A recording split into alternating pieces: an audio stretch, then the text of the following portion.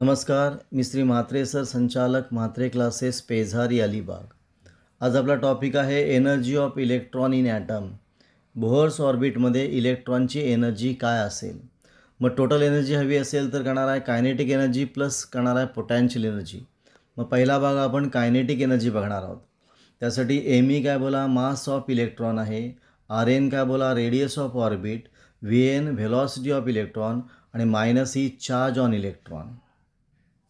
Plus सीला म्हणतो आपण चार्ज ऑफ न्यूक्लियस. झेडला म्हणतो number of electron in atoms.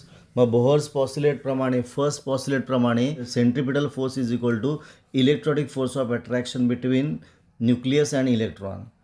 मग काय येईल, सेंट्रिपिटल फोर्स काय येईल, M V square upon R आणि इलेक्ट्रॉनिक फोर्स किती आला आहे 1/4πε0 Z E square upon R square. Centripetal force is equal to करणार आहे इलेक्ट्रॉनिक फोर्स. मग आता या ठिकाणी दोन्ही आपण बॅलन्स केलेले आहेत.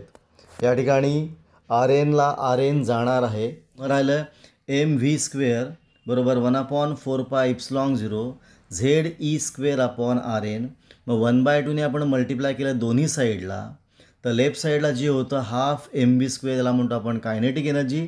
मग राईट साईडला होणार आहे 1/8πε0 Z E square upon R N आणि यालाच म्हणतो आपण कायनेटिक एनर्जी ऑफ करणार आहे इलेक्ट्रॉन. म्हणजे आपला इथं पहिला पार्ट झालेला आहे कायनेटिक एनर्जी ऑफ इलेक्ट्रॉन.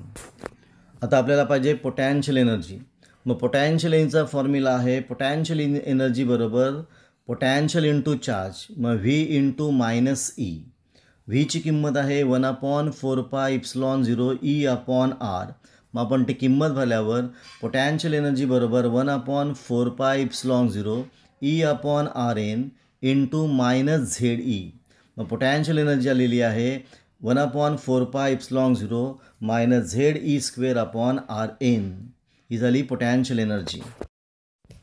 मग टोटल एनर्जी का आहे तर कायनेटिक एनर्जी आणि पोटॅन्शियल एनर्जी बेरीज आहे. मग टी ई बरोबर के ई प्लस पी. आपण किंमत भरूया. मग के ईची किंमत आहे Z E square upon 8πε0 R N plus P ईची किंमत आहे minus Z E square upon 4πε0 R N.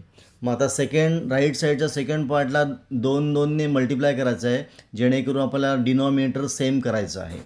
मग डिनॉमिनेटर सेम झालेलं आहे. मग Z E square upon 8πε0 R N minus Z E square into 2 upon 8πε0 R N. मग आपण Z E square upon 8πε0 R एनला कॉमन काढलेला आहे. मग आतमध्ये आलेलं आहे 1 - 2. मग ब्रॅकेटमध्ये आलं -1 आणि म्हणून टी ईची किंमत आलेली आहे minus Z E square upon 8πε0 R N. T ईची किंमत आलेली आहे minus Z E square upon 8πε0 R N. या ठिकाणी आपण आर एनची किंमत काढलेली आहे. आर एनची किंमत आहे ε0 H square N square upon pi M Z E square. ती आपण किंमत भरली. ती किंमत भरल्यानंतर आपल्याला फायनल उत्तर आलेलं आहे टी ई बरोबर minus Z square M E raise to 4 upon 8ε0 square N square H square. याच्यातला एन स्क्वेअरला सोडून बाकी सगळा पार्ट कॉन्स्टंट आहे आणि म्हणून काय दिलं टी ई बरोबर minus M E Z square E square upon 8ε0 square H square into 1/n square. याचा अर्थ total energy proportional to square of principal quantum number. मग आणि वरच्या इक्वेशनला म्हणतो आपण टोटल एनर्जी ऑफ इलेक्ट्रॉन. आपण इथं थांबूया. तुम्हाला हा व्हिडिओ कसा वाटला, चांगला वाटला असेल, आवडला असेल तर शेअर करा, सबस्क्राईब